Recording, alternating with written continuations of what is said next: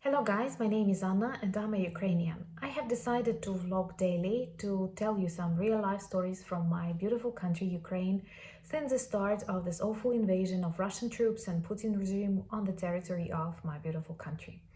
In my daily vlogs, I try to answer your questions and to clarify some aspects of our history and culture.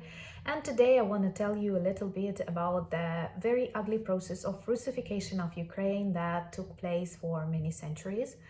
And it can explain you a lot about their attitude that is still going on.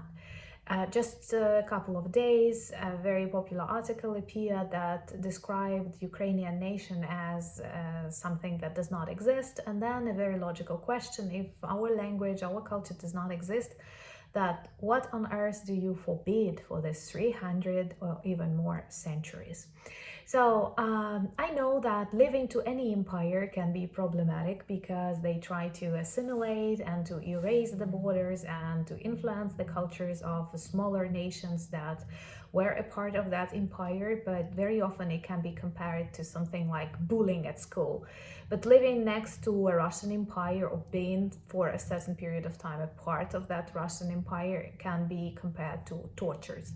And many other countries that we are very close with, like the Baltic countries, Poland, Finland, they know what I'm talking about.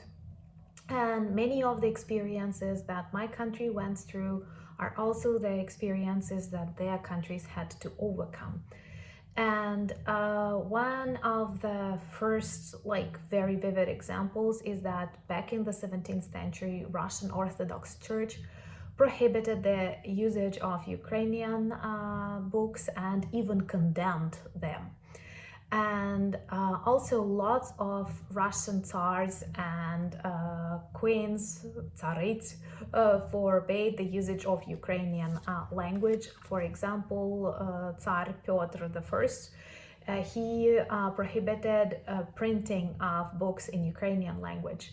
In Ukraine, in Kyiv, we had lots of old universities that shared traditions of those old European universities, and they had publishing houses on their territory that were extremely important. It's like internet nowadays, so he forbade printing books in Ukrainian. Then many various decrees and orders were made by Catherine II, and she also worked hard to destroy and to erase the languages of the Baltic countries and Finland today together with Ukrainian. And later on, this grew even bigger, and after Ukrainian was forbidden in the universities, then it was forbidden at schools, then it was forbidden at primary schools, and finally it was even forbidden at Sunday schools. And we all know how important Sunday schools are for cultural minorities, but we were not a minority. We are a very big country, and at the beginning of the century we had many millions more Ukrainians than we have now. One of the ugliest orders was the Valuyev's order, somewhere in the middle of the 19th century, that simply proclaimed something very similar to today's Putin's propaganda, that Ukrainian language does not exist, and those people who say that it exists are the enemies of the Russian Empire. So all people who used Ukrainian, who wanted to support Ukrainian, were prosecuted. And then after this order appeared another Emsky order that forbade bringing books printed in Ukrainian abroad, bringing them on the territory of the Russian Empire, which shows that language and culture is a true weapon against the Russian Empire. And the very fact of our culture, our language, our folklore, and I think even our cuisine denies the Russian idea of our Russian identity. I did like many of you who come from the countries who had to be close with Russia in the past. You all understand that very often when Russians say that Ukraine is a Nazi country, what do they mean by that? well, we have a Jewish president. We never cared much about his nationality. We do not discuss that because I think it's not okay in the modern world. So many different nationalities, so many different races, languages. It's already good. And being closed for a very long period of time, we like that diversity. And in the Russian understanding, they totally use that word Nazi in a totally different understanding. For them, someone who is not pro-Russian, someone who is not pro-Putin, someone who says, okay, stay fine that you are a Russian, but I'm a Ukrainian, but I'm a Pole, but I'm... no, they don't like. They want all of the countries that within the last 1,000 of years had anything with them to feel like they are Russian. And it went to this extent that Tsar Alexander III even forbade baptizing children in Ukrainian, using proper Ukrainian names, because some Slavic names are similar and some are nationally marked, so they were forbidden. And the start of the Soviet Union was marked by a very deceitful thing that maybe even inspired many countries to join the USSR. They planned to have a totally different politics than the Russian Empire had and promised the support to national cultures and national languages. And somewhere in the 20s, there was a boom of Ukrainian language, Ukrainian literature, Ukrainian theater. And I personally love reading Ukrainian books from the 20s because they have very rich Ukrainian language, not spoiled by the later years of Soviet regime. It's very exquisite, lots of synonyms. It's very, very rich. And it was a boom for many Ukrainian cities, for this urban culture. And many people became true stars, and they dreamt to travel the world. They spoke normally about the United States, but then it all stopped very quickly, and the 30s marked the start of this Stalin's repressions, terror, and lots of people who became visible intellectuals, writers, they all ended up in Siberia, in Solovki, where they were executed pretty quickly. And we lost a very big amount of really talented people. And when you read their books, you feel like how modern they were, how funny they were. They covered many interesting topics, and not just like building farms or plants, and all of that disappeared. Even someone who we can describe as the Minister of Education of the Ukrainian Soviet Republic. They had a different name for that, but he was something like a Minister of Education, and he was very active in the support of Ukrainian language, in the return of Ukrainian schools. When he realized that this process is not just stopped but becomes prosecuted, he committed suicide, and his last words were, you cannot be a communist and a Ukrainian at the same time. And this is really true. And back in that Soviet Union, they worked really hard to close Ukrainian schools, and very soon Russian language became the language of instruction at schools. It was the language of documentation, any kind of official communication, and it was the language of art, and the language of cinema, the language of press. And somehow they tried to make Ukrainian look like a folklore language that is okay for folk songs, because everybody likes Ukrainian songs, but it's not the language of science or the language of, I don't know, business.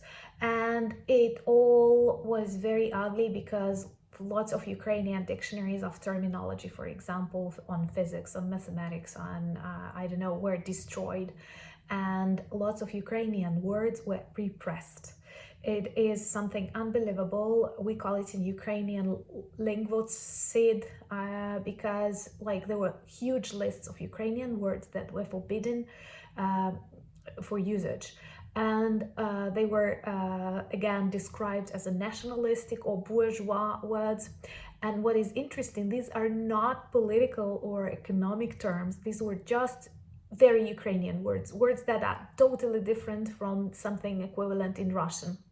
For example, a Ukrainian word for blonde, bilavka, that is very different from the Russian, or many other words, just like conjunctions. And there could be an article by a Soviet linguist or a Soviet political editor or something like that, who would say you cannot use this word because it demonstrates that you are a nationalist or a Nazi. And if you have such words in your articles and you're a scientist or you are a writer, all of these words will be crossed out by the editor and they will watch. Why have you used that? Forbidden words. And it's total nonsense, because these are just purely Ukrainian words for everyday terms. And I personally think that the worst thing they did is not just the fact that they prohibited the active usage of Ukrainian language in all spheres of life, but they were trying to make Ukrainian and Russian languages more similar, and doing it artificially, not just natural assimilation that can happen within centuries. But when, for example, you look at the Ukrainian-Russian dictionary in the 20s and you compare it to Ukrainian-Russian dictionary in the 20s, you will see that the one from the 50s will be much thinner, because lots of Ukrainian words will disappear from it and they will try to find this synonyms, so that Ukrainian word will sound very similar to Russian and they will not provide you 2 or 3 other variants.